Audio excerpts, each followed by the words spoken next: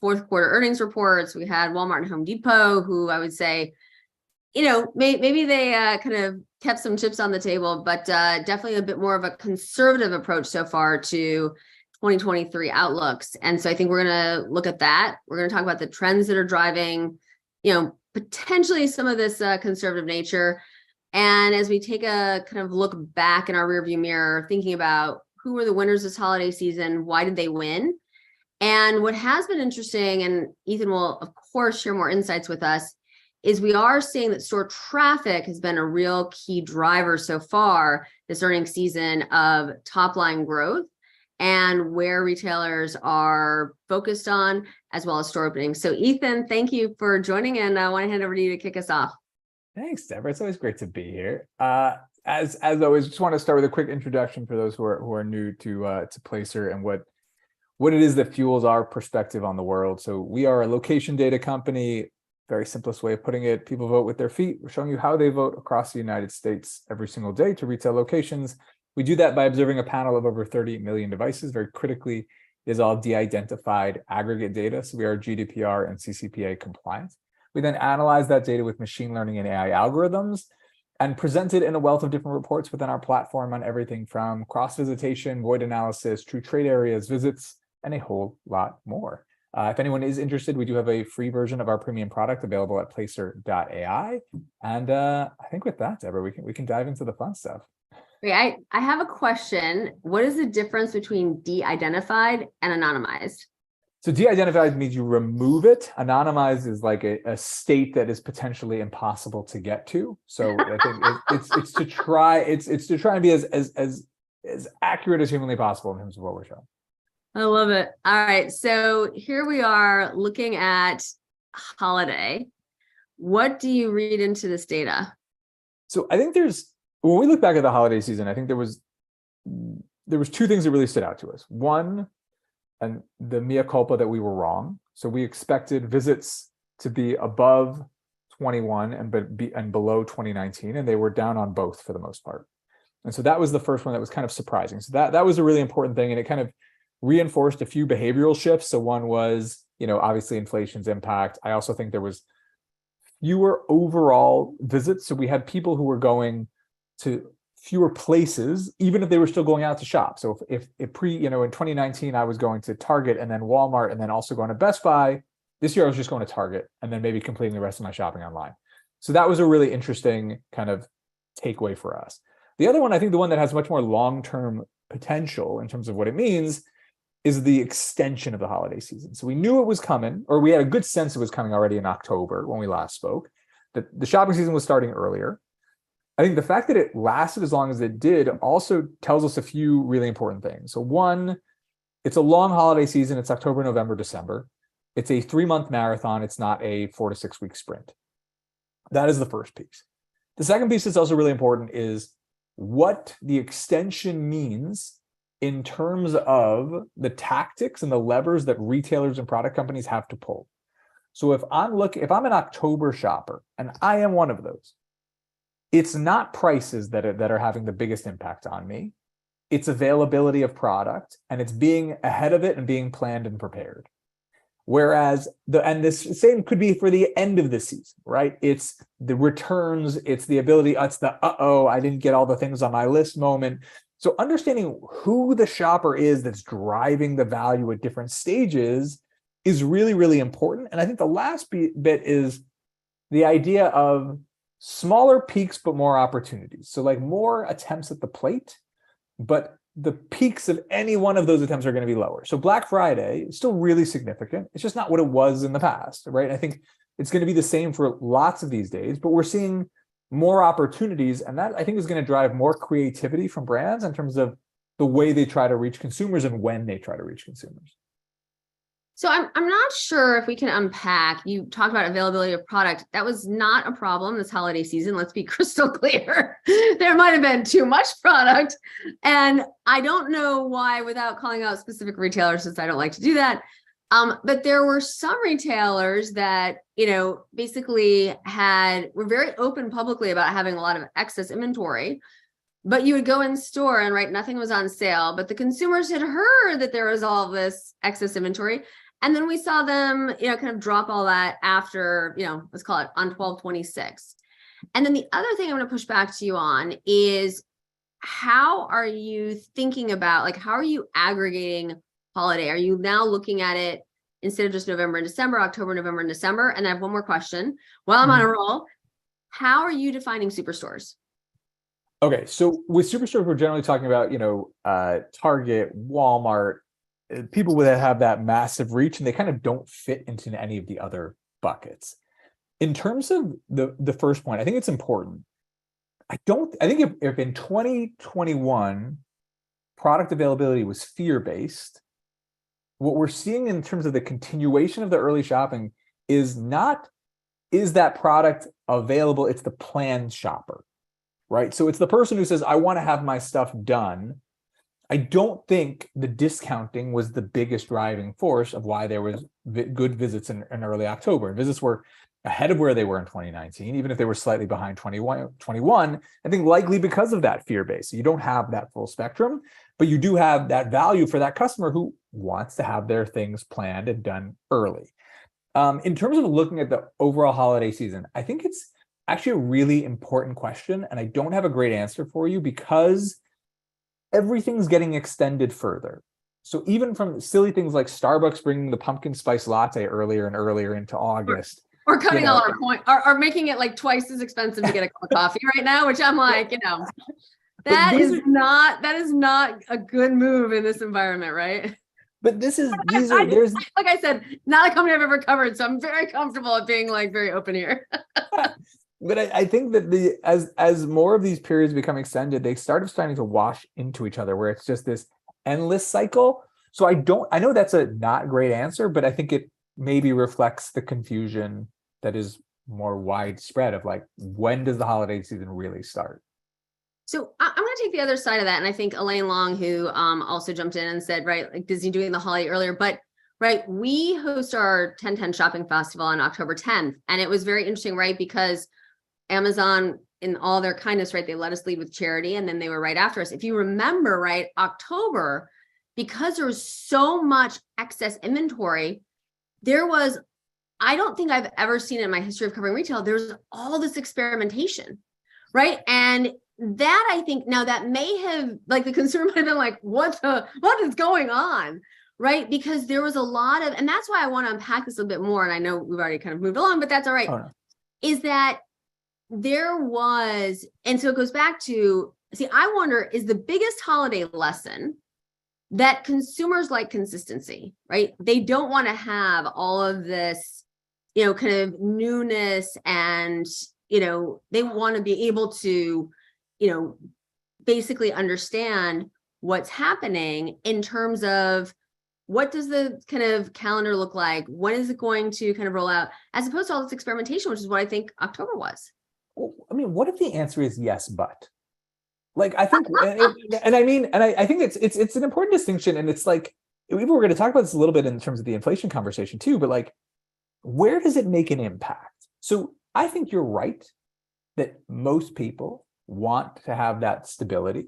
They want to go shopping on Black Friday, and that's why that peak is still so massive. Like, however much people want to talk about the demise of Black Friday, if it's not what it was, it's still an enormous number of visits that take place on those days. But for people at the margins, and there's opportunities at those margins, and I think it's so I think the answer could be that, like, yes, there are the people who want their tradition, and they're going to, and their kind of expected pattern, and they're going to fall within what's always existed for them. But there's an ability with some of the experimentation and testing to find new pathways to other key audiences or to reach them. And I think that it might be the balance in between the two perspectives. That I would take that one. That makes a lot of sense to me. And then this lingering inflation, it was interesting. I don't know if you saw, one of the CPGs came out yesterday and was like, maybe we need to like hold price at this point, because I do think what we saw is that, right, pricing got ahead of costs. Mm-hmm. And the consumer's smart, right? They understand that. And so I think that if in this environment where they also feel that maybe kind of there's this imbalance, going back to what you said, right, between price and cost, right? How high is high? Yeah. And that may be what this chart is showing us. I mean, I think the interesting thing is, your perspective on kind of how the costs and using all these kind of other perspective is really fascinating. The limitation of kind of visit data within this perspective is, okay, so where are people behaviorally going, right? And so you have an output, but you're trying to understand what was the driving force to it. So, and I think the interesting challenge with inflation specifically now is that there are confounding factors. So one, you see kind of off-price retail doing really, really well. Is that pure inflation? Is that extra inventory? Is that the fact that they're just really good retailers and they're doing well anyway? I think that's one thing. Look at the dollar stores are another great example of this.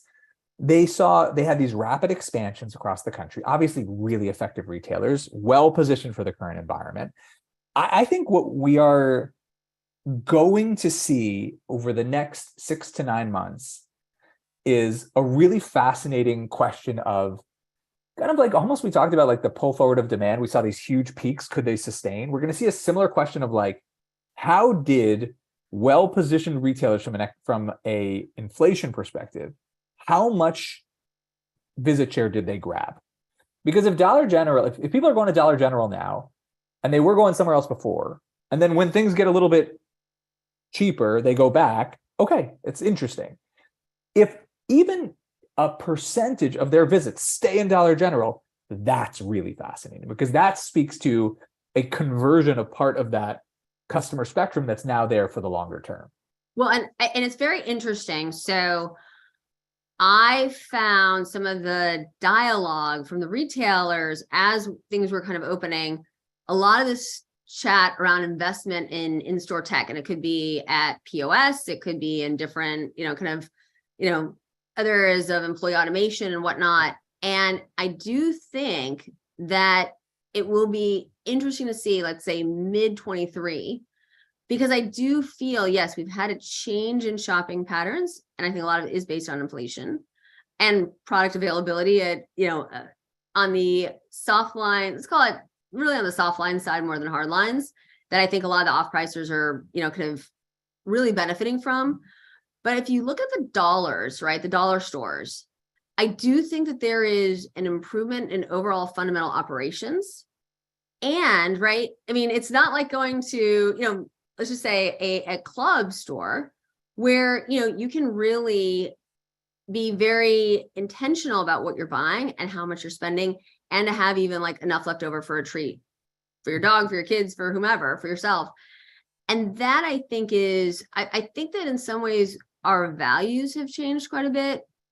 And I actually think that's a lot of what this is a fascinating, kind of, 3 charts kind of pulled together. I think it is really interesting. And I think we got to hold ourselves accountable to go back and revisit this in like a few months when we've gotten through a lot of the excess inventory, because then I think we'll see if there's something operationally, and also, this move towards maybe more off mall than on mall as well.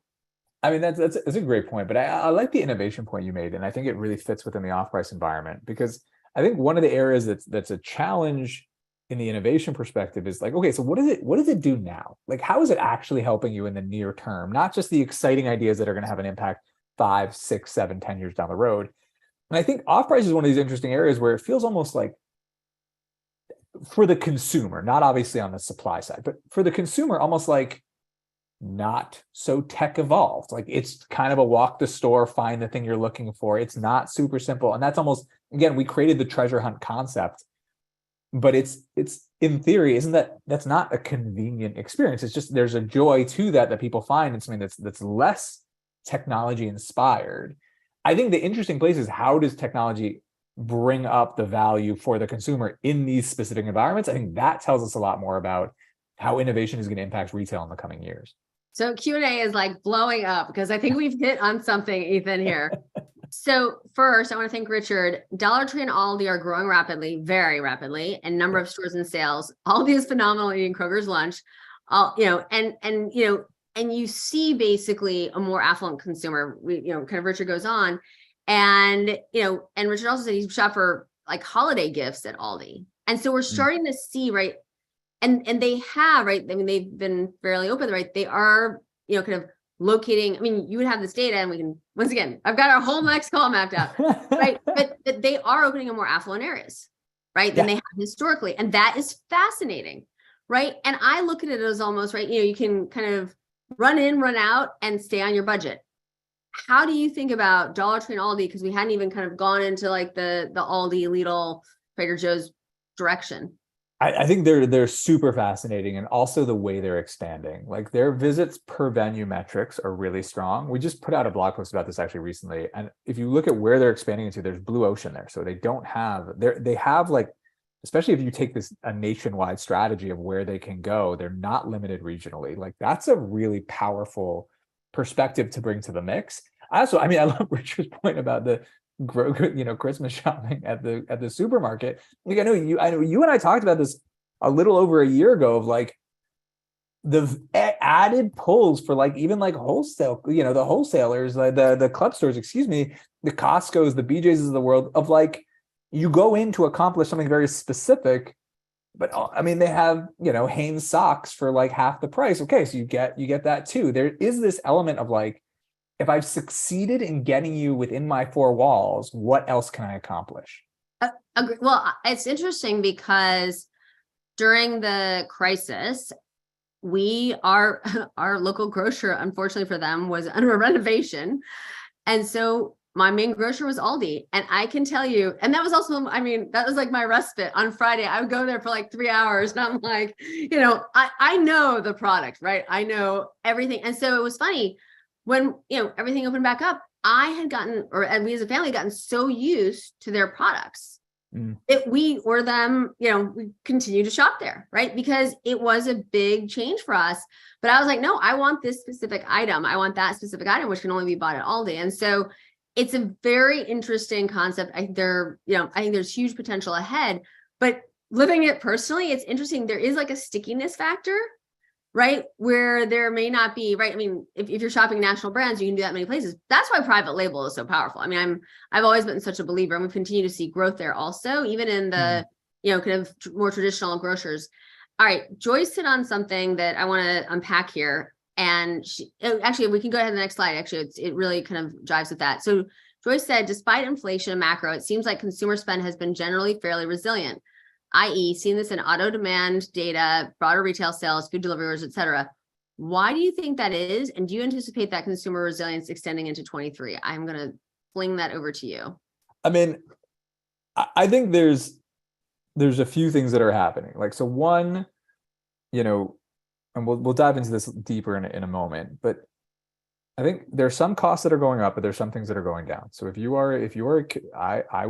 commuted more during pre-pandemic than post. It does save me significant amounts of money to not go into the office 5 days a week, right? There's also an element of, and we talked about this with like the fringes, like if you were spending $100, how many people that were spending $100 at the grocery store and are now spending $107 for those same items at the grocery store are changing their patterns because of those $7? I'm not minimizing it. I'm not saying it's not small. It is. It's not significant. It can be. But how many people are changing their patterns as a result? And I don't think they're not changing their patterns. They're trading down a private label. That's what we're seeing. And so that, I think, is what's interesting, is that, and that's, I think, right, the CPGs are seeing it showing up in their volume data. So they're like, we can't take this. I mean, hey, it's happening, right? We can't take this much price, right? And the grocers, right? They're maintaining margin, right? They're looking at it from a completely different perspective, and so they're really winning right now. I think it's exactly right. But I think this idea of, and I'm going to kind of segue into kind of this piece because I think it's fascinating, of like the consumer being different, I think is really important. There's different reasons why. Like inflation is a short-term reason why the consumer is different, but I think it's temporary. Migration is a significant shift. If you are a consumer, and again, we talked about this ages ago, Costco's audience of all their competitors got much younger relatively during the pandemic. Like it's a fascinating shift of just the average age of a Costco shopper. And it's because people left the cities, they moved to a home in the suburbs, and all of a sudden they have the space and the proximity to go to Costco. Crazy. And by the way, Costco's awesome. So of course, when you go there, you're going to fall in love if you have the space and all that. But I think the office piece is really important. We touched on it briefly in terms of the commute. But if you think about, I mean, this is something that we're really fascinated by. If you look at the visit data, it's not that people overall aren't going back to the offices, they're going back less. And they're going back in general. Obviously, this is a generalization, but what we see in the data is Tuesday, Wednesday, and Thursday have increased their share of the weekday visit proportion in terms of weekday visits to office buildings, and Monday and Friday have declined, which tells us that there's now, whereas in the past we had essentially two modes of operating. We had weekend and weekday. We now have weekend, weekday office, and weekday from home. And weekday from home and weekday from office are very different, because you can't go to the gym at 11 o'clock in the morning by getting working your schedule around if you're at the office.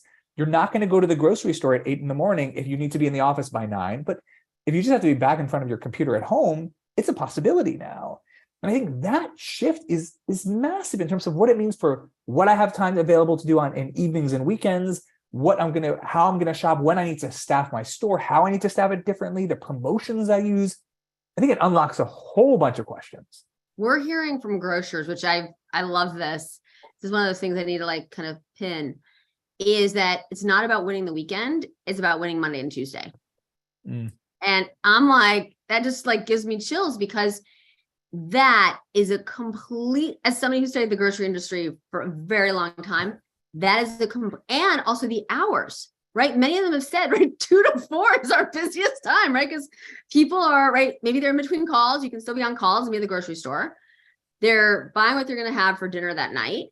And then they get to spend more time with their family in the evening as opposed to shopping. You know, I mean, it is, I think, completely, this I could spend hours talking about, as you know, because I don't think, it takes 21, I mean, depending on who you ask, somewhere between 21 and 66 days to create a habit. Well, we had all that time and then some, right? Yeah. And so I think that is why, these companies who are requiring people to come back 5 days a week, I just don't know, right? If if people are, right, they've developed this like great kind of relationship with time.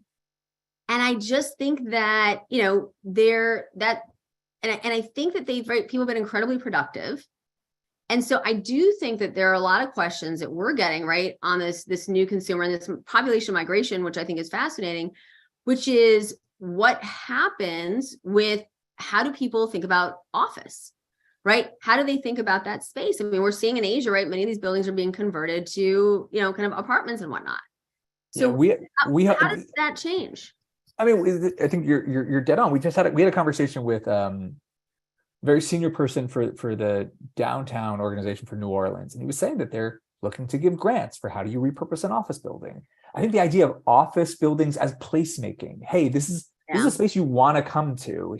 We have this amazing cafe on the 11th floor and a gym on the 17th, and whatever it may be.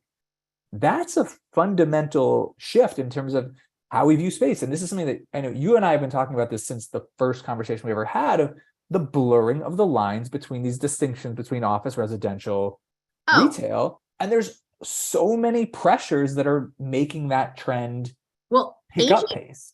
The aging consumer, I have to say, that is a global phenom, right? Because, right, as a world, we're aging. And this idea that, workshop, live, play, all of this. I mean, I think Brookfield has done a great job, right? I have to say, I learned so much from them around this idea around placemaking, and it like oozes from every pore. And I think that is why also too, right, how consumers think about where they're spending their time, what, kind of, to me, right, why can't my office be in the mall, right? Why can't there be any one of a number of places where I can rent, right, space? I know that the top malls are like over 100% occupied. So, maybe I'm like sitting out on a bench with my laptop and some Wi-Fi, but I do think that and that's why, like, I know you and I have both shared this positivity around the future of the mall, right? I mean, we wrote this whole report series, right? The mall is not dead. And I was like, not only is it not dead, it's like alive and kicking. And we are seeing, because you know what? People want to be with each other. And I do think that if you can then also, if you start thinking about, even with rising gas prices, that to me was what I'm like, something is different. Because as an analyst, the minute gas prices, and they didn't have to go up much, right? You saw this unbelievable tick down. We didn't see that last time. And that is a real change in behavior. I think there is a very important conversation to be had. And I am going to articulate this very poorly now. So I say that as kind of the preempting the push to quality of life, quality of experience, quality of product at the expense of convenience. If we were told as part of the retail apocalypse narrative that convenience is the key, that's why online is slowly going to kill brick and mortar. What I think we're learning is that online is going to grow, of course, because it's super valuable and it provides really important things. But there's an inherent chase of the unique quality, engagement, interaction experiences in brick and mortar that are kind of driving, that it can't be removed from that experience. I would agree 900%. And I think that there's also quality in experiences. And that's why I think, it was really interesting, right? There's been, so if we want to go back, I didn't want to dig into it there, but I'm good. I can't like not mention on this call, right? So there's been all these calls for recession. And I'm like, let's just dig into the data.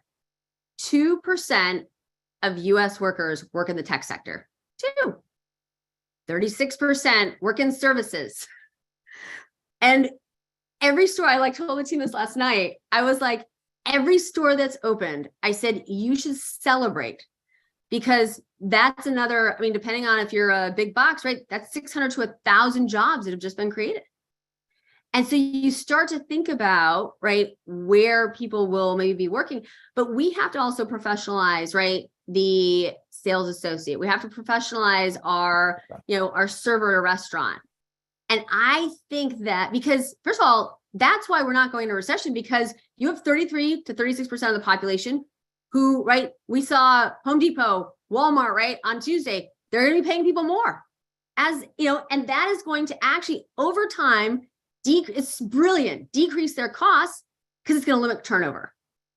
And right, you're going to have, with hourly workers having, kind of more than a living wage, right? We are going to see real changes, in my opinion, at retail, and they're going to be sticky.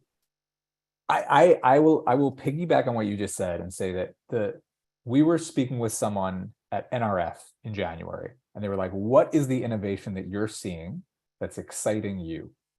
Obviously, the first one is Placer.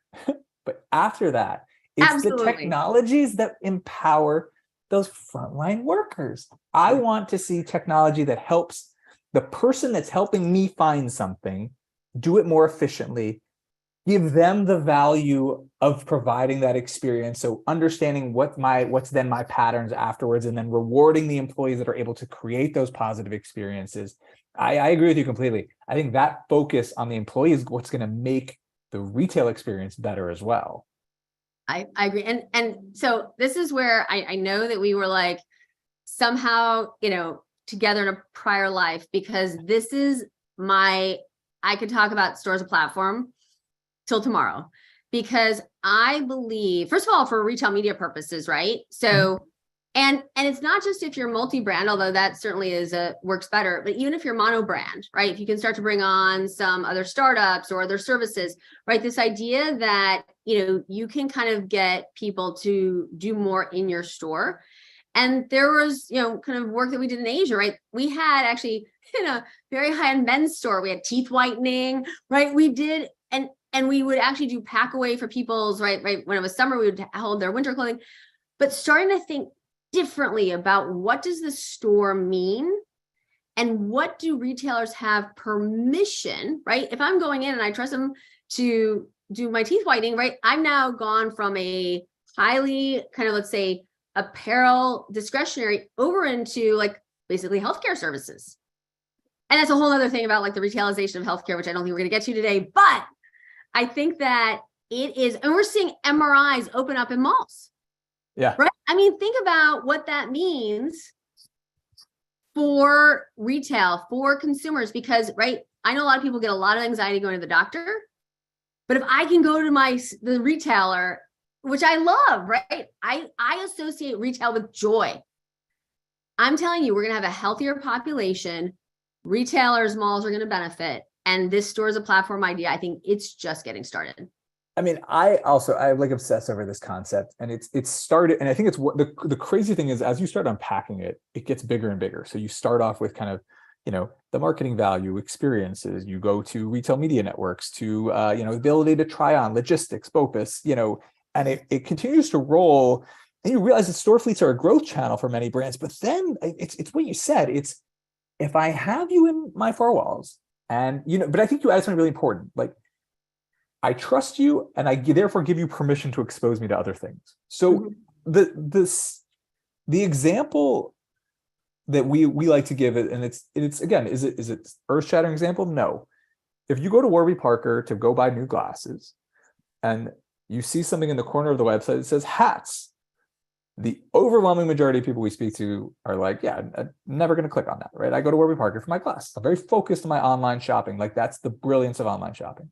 If you walk into the Warby Parker store, and in the corner there's these super cool hats, they catch your eye. But I think you touched on something really important that I haven't added into that mix, which is that permission concept of like, and to take your example from the health side, this was the thing that always shocked me about like Costco. Like, yeah, I trust Costco for blueberries and paper plates and all that. And I'll buy my socks here, and I guess I'm gonna, you sell me a TV, fine, I'm in. But it was like, you can get your hearing aid there. You can rent a car there. Like, there is this element of like retailers recognizing it's not just that you've convinced me to buy something from you. It's you convinced me to start a relationship with you. And over time, I trust you more and more, and you can take me to other places. That's a really amazing concept. And I think it demands the in-store experience or the in-location experience, whether it's pop-ups, however you want to handle it. But it does unlock that level of, especially when you think exactly the terminology you use, it's based on trust and permission. So you need to have a real physical engagement. Yeah. And loyalty, I think that what you talked about, right? Ultimately, right, when you're a Costco member, it is a loyalty card, right? And I think that this idea that you are being rewarded for being loyal, that I think is also, and it goes back to then, these retailers and brands have permission, right, to do more with you, for you, by your side. So Christina asked a great question, which I'm going to let you take this one. I've never had this question asked. How much has TikTok driven the in-store and e-commerce trends? Oh, I have no idea. I don't know. Great question. It's a great question. I don't know. I don't know.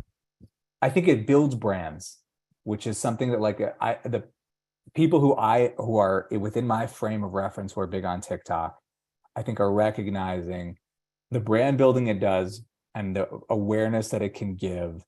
And I heard a really interesting thing, a breakdown from one of the people I think is if you want to understand the online influencer industry, listen to interviews where Mr. Beast discusses his business. It's brilliant. I'm actually going to be at South by in a car with Mr. Beast. So I mean, I'm super excited. That's the one. He's, I think, an absolute genius. Listen to him talk about doing podcasts. He's like, a podcast bringing me minimal value.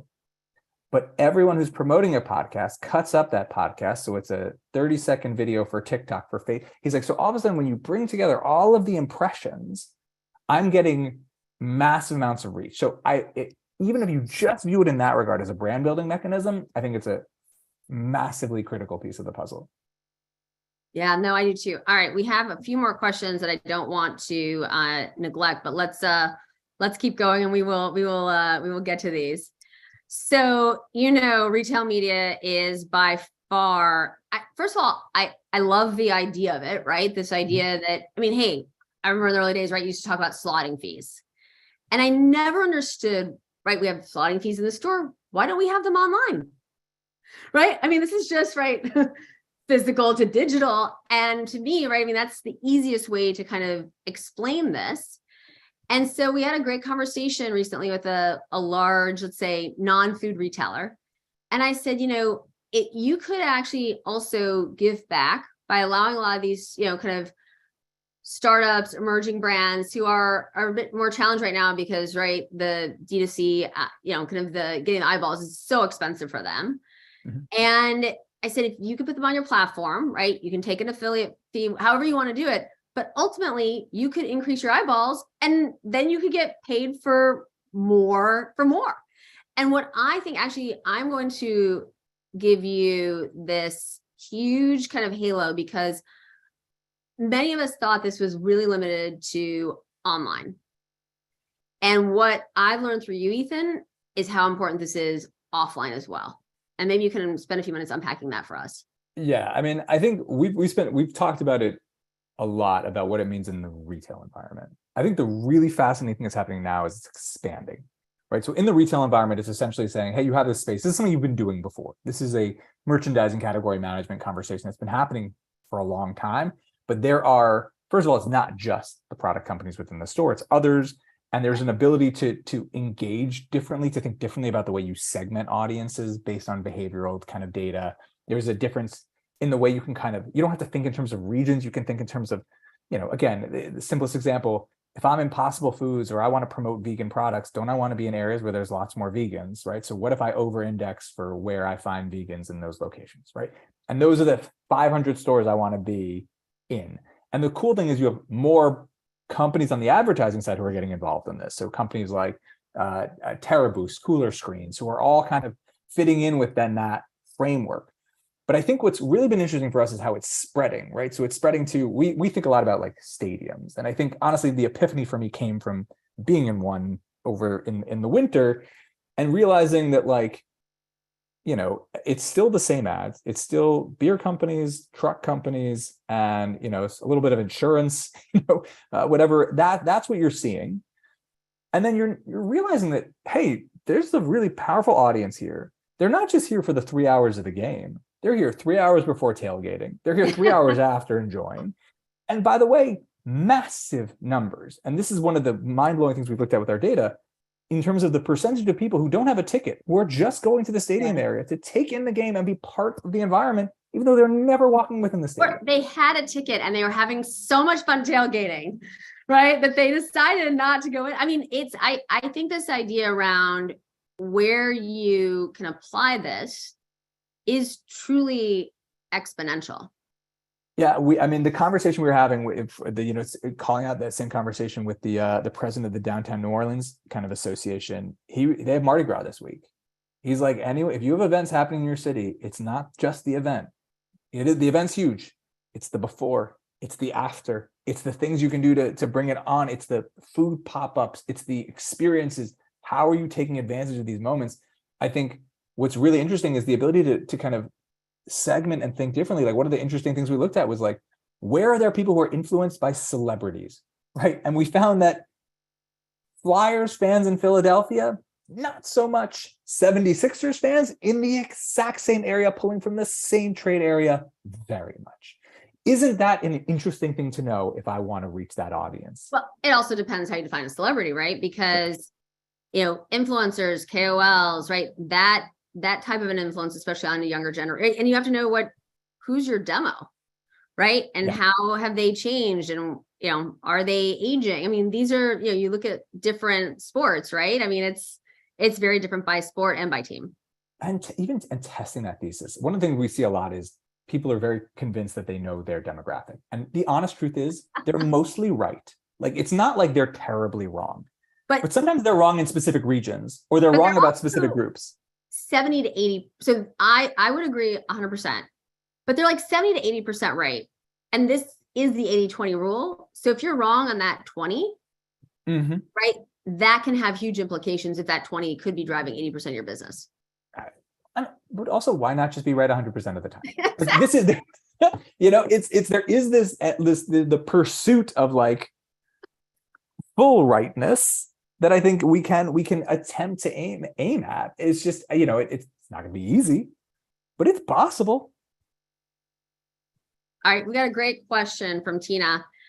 Do you see the stadium retail world and greater dollar spend more influenced by men or women becoming the prominent growth in both food and beverage, as well as apparel and accessories? It's a great question. Is in terms of stadiums, the data that we've looked at is it's still heavily male oriented. And I think so like for me, it's like, I'm a big fan of like Untuckit. There's a company called True Classic that's also launching in the US with physical locations now. I'm a big fan of their products. they're all of their marketing, all their advertising, it's either aimed at women to reach it's male products, but it's women to reach their partners, or it's aimed at men. That's the brand I want to see do a pop-up there. Like, because this is your audience. Your entire marketing is built around this kind of conception of masculinity. Guys drinking before a football game, that can't be any more aligned. So I think there are definitely spaces where it's more driven by women, but I think overall it's still pretty dominated.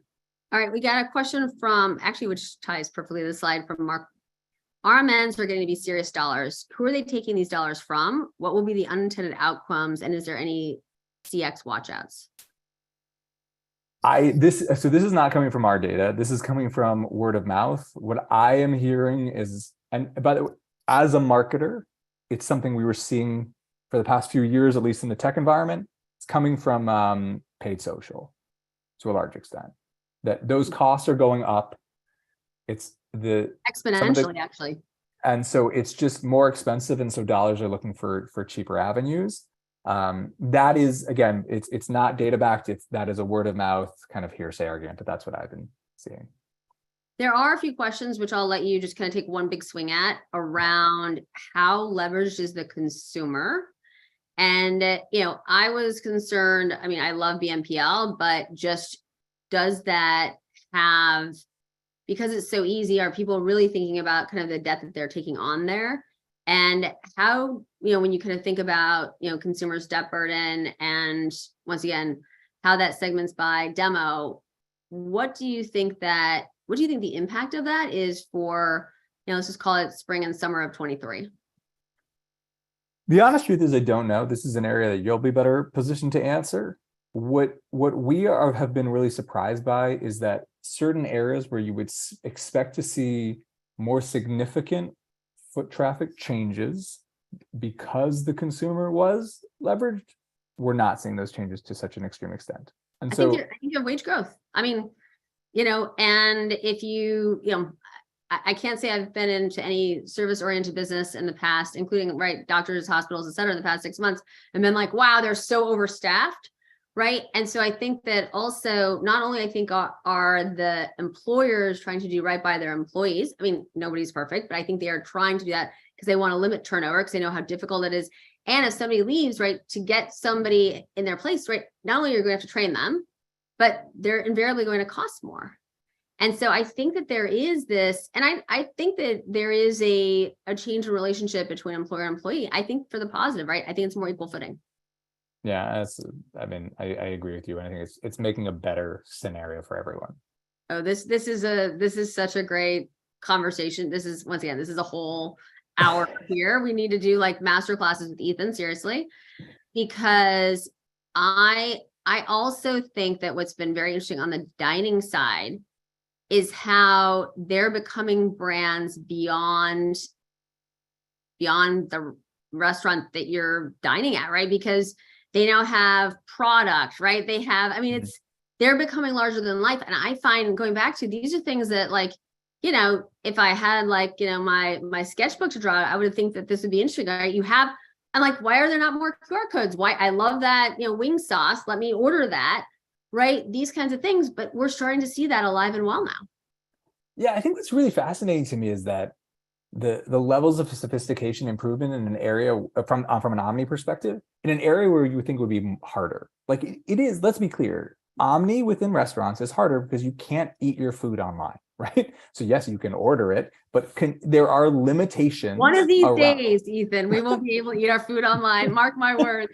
Maybe, but but I think one of the things that was really fascinating was looking at brands that were sensitive to shifts in attention and excitement around certain topics and allowing that to drive changes in menus, changes, the idea of new concepts in certain areas. That's really sophisticated. That's essentially a merchandising question. And if we see that kind of change at scale, first of all, it means larger, it's across the board, to be honest with you. It adds value to those who can adapt and pivot quickly, but I think it really speaks to some of the more interesting use cases, even for retail. If you're looking at a space like dining and they're able to make that kind of change, shouldn't it be able to happen in the retail environment much faster? Well, I have to say, I go way back to Terry Lunger at Macy's, and he's like, there's 3 reasons somebody leaves a store: hungry, thirsty, can't find a bathroom, can't find a sales associate to check them out. And I had always thought that we would see more of an integration between retail, and I understand maybe you don't want people running around your store with ice cream if you're selling apparel, but I still feel this goes back to where I'm always so invigorated by the sector, because I'm like, I still see so much opportunity for change, right? Which will drive going back to this idea as a stores, because actually that goes right into store as a platform. Yeah, absolutely. I know we were tough on Starbucks before, but like Starbucks and Target, I love it. Anytime I walk to a Target that has a Starbucks, yes, it's made my experience better, especially if I'm shopping with my wife and kids and it's going to be an extended visit. Like, yeah, it's great. But I actually think so. It's funny. I was going to mention it then, but you just opened the door, so thank you. But if I'm buying my Starbucks at Target with my Target credit card, I'm saving 5%. So going back to how, right, there's unintended consequences from, actions that, kind of people take. Do I think differently? Do I kind of, now that I'm like, oh, maybe it's not worth as much, or my stars aren't worth as much, but if I go to Target, I can save 5%. That's worth it, right? Now I feel like I'm getting a good deal, and I feel like I'm smart, right? The consumer, this is like, I'm going to tell you if you were to like the words of wisdom from Weinswig, if you will, right? Number 1, the consumer does not want to feel like a chump. They don't want to see somebody in front of them. I remember being in a department store and the woman in front of me had like a stack of coupons like this. And I'm like, so I'm going to pay, right? And so I remember I was like, I'm not afraid to speak up. And I said to the sales associate, I said, I don't have all those coupons. She's like, don't worry, honey. Right. Like, cause she didn't want me to feel like a chump. Right. And that was a lifelong lesson. Number 1, on how you take care of the consumer. And number 2, yes, you want to personalize, which is, personalization, retail media networks, and loyalty, 3 words I'm hearing all day, every day now. But you also want to personalize in a way that others around that consumer don't feel like a chump. And that is going to, I think, be key, and where we're seeing a lot of retailers focus. So I know we got to get to our predictions and our outlook for 23. This to me is where the fun's at. So talk us through this. Okay, so we do every year, we do kind of our winners piece, brands we think they're going to do great. We also include part of that as our surprises. Now, let's be clear. These are the ones that we're not going to get right sometimes. Last year, one of ours was Tuesday morning. So I think we have to accept that maybe wasn't the best call we ever made. But the surprises are kind of, where is their potential? Right? I'm saying nothing. There's 3 areas that we think are really interesting. Area number 1 is places that were really heavily affected by the pull forward of demand: home improvement, consumer electronics, places that fundamentally, they're still amazing. They still get the visitors are still interested. They just don't have the same need that they had. We think that's an area to look for people who are going to see very strong visit growth compared to a year prior. The second area is books and movies. Look at Barnes and Noble. Look at, and what their recovery has been like. Look at the movie theaters when there's been major releases of the type of movies that draw in a crowd. So, superhero, DC, Marvel type movies. And then look at how many of them are scheduled for this coming year. And then the last group is what we call the formerly strong. So I'm always fascinated by like Old Navy. Old Navy, the conversation in 2019 was they need to spin off from Gap. They're so strong. Gap's not strong enough to contain them. And then now their visits are down, but I think that they've just been in a really uniquely difficult environment. So spaces like that, I think if nothing fundamental has changed, that's a place where you could see surprises. Actually, it's a very good point. I will say that I think as we look at the year ahead, right, we've already started off with a few big bankruptcies. And what happens there, right, the minute consumers are smart, right, everyone always underestimates them. But the minute the consumer hears that, they're like, and the reason that they're not going to shop there is because if that store closes, then they can't return the item. So what you see actually, it's like literally, it's like lockstep every time. but you move very quickly to somewhere around 60% of the volume you were doing previously because of this idea, because the consumer's like, unless I'm buying, right, like a bar of soap, then I'm definitely going to go home and use it, not return, right? I need to think differently about where I'm purchasing. And so I think, and I would love to kind of do this with you together. Let's look at those retailers that have announced bankruptcy and, within a certain trade area, let's see, right, who's gaining share, because I think that we're going to see some very interesting changes in terms of winners and losers. And I have to say, I don't think it's necessarily going to be who we think. And so far, right, the size of these bankruptcies announced has been, right, on a much bigger scale, in a good way, maybe for the industry as a whole, because there's just so much volume that's already been coughed up, belched up, whatever you want to say. And, you think about Party City. I mean, every dollar store is like, woo, right? They're having a party, right? And so, you start to look at this, and we've actually, I will say my biggest surprise is we're already in the third week it's almost the end of February. The fact that we haven't seen more bankruptcies, because that's what everyone, that was the big call out, right? I mean, we worked with retailers to build and others to build their shopping lists, right, of who they wanted to buy. Well, they're not for sale, right? That's actually, to me, and that, Ethan, I think I love to end on a positive note, as always. There was only one, kind of carnage along the way today, which was Starbucks, but hey, that others had already had that conversation. We just, we're you and I are usually so constructive. But I think as we look ahead, right, we're seeing a much healthier consumer, retailer, mall environment. And I think that so many people are taking the under versus the over.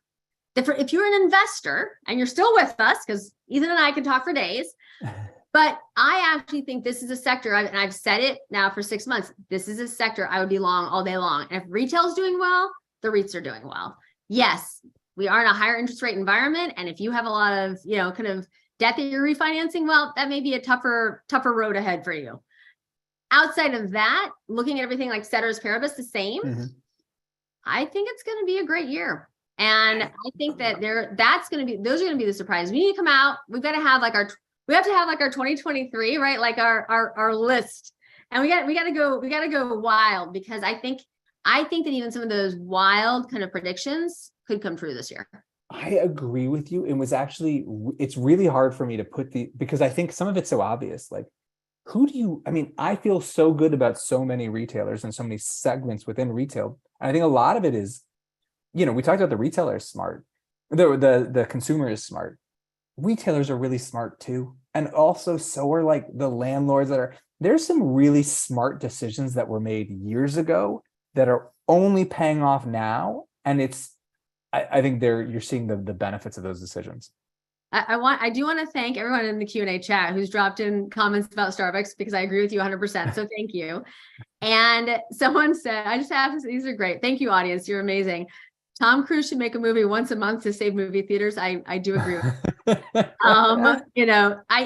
is one sector, I have to say, I think they've been stronger than I had feared, but that is, everyone built home theaters, and one of the, I was speaking recently, and of course there was some kind of AV issue. And actually the person I was presenting with was he actually was able to fix it over the AV person. He's like, I've got 10 TVs in my house. And I was like, okay, I have one and it's barely functioning, but that's the difference between a house and an apartment, right? So I think this is great. And this is a great way to end it. Because it's something actually has been on my mind quite a bit. And we've actually had a lot of our clients bring this up as well. So I'm gonna kick it off with one final from Michael. Considering the migration trends in the US, how do you see a change in people shopping, especially in the home sector? And we've had an unbelievable amount of questions in home. So I'm going to let you knock this one out of the park, Ethan, and we'll end there. It's why I think that sector is going to do really well this year. Yeah. I think the combination of the pull forward of demand, there was insane levels of visitation. And I think the economic environment is making people say, we don't need to do this right now. I think as things get better and their peak season is coming, it's March, April, May, it's about to hit. If we see continued progress in terms of from an inflation perspective, I think you're going to see a lot. That is a sector I feel very, very confident is going to rebound and rebound strong. We've actually seen stronger than expected growth in like housewares. Mm. And that I find very interesting. And I think that's even starting to expand into, so I think it's like, it started small, but certainly above trend. And it seems to be kind of growing from there. And I think this sector is really one to watch. And, how the consumer behaves here, what they shop, because I think also too, people are like, you know what, we're probably going to be spending more time versus 2019 at home. And there are still actually things that we haven't done, projects we haven't been able to complete, et cetera, either due to time, funds, or even like availability of product. So I think it's, this is still one of those sectors where, some of the supply chain is still a bit challenged. So Ethan, I want to give our Coresight listeners a look ahead. We're going to be talking about, kind of a lot more on the tech side, if you will. And we're looking way ahead, almost a month. We're trying to do one really impactful webinar a month. And so on March 22nd, we have Infinite. We're talking about kind of the power of CGI technology, but this idea that we can take virtual, we can basically digitize anything. And what's amazing is, right, it ends up reducing returns, which, it is great for foot traffic, not great for the environment. And anything that we can see help with that, I think is critical. So Ethan, we need a closing thought from you that like makes us waiting with bated breath till the next one of these. I mean, I think the big question is like, what happens next and how do we cope? I think the great thing about the retail environment the last 3-4 years has been, it does all the work of creating anticipation for us. We're really looking forward to the next conversation. Well, I'm gonna put a pin in that, because I think that what we're seeing, and I thought that we would eventually, is the festivalization of shopping. And to me, it was most like my big aha moment was when in August of 22, many of our retail clients were sold out of Halloween. And they came to us, and our advisory team did some amazing work around, should we get back into business? And the answer was unequivocally yes. Wow. And we have seen, right? We saw holiday was earlier, right? October was like the win there. Valentine's Day, what Absolutely. we're seeing is, and so I think, hey, technically every day is a holiday, but these bigger holidays, these national holidays, I do think that, retailers need to think about doubling down there. And maybe it starts to change the cadence of their own calendar, but they can also make up holidays. It's warm here in New York today, right? It could be, rainy, National Umbrella Day, right? Whatever it is, that you make it up. But I think there's an opportunity to sell kind of at every corner. So Ethan, thank you as always.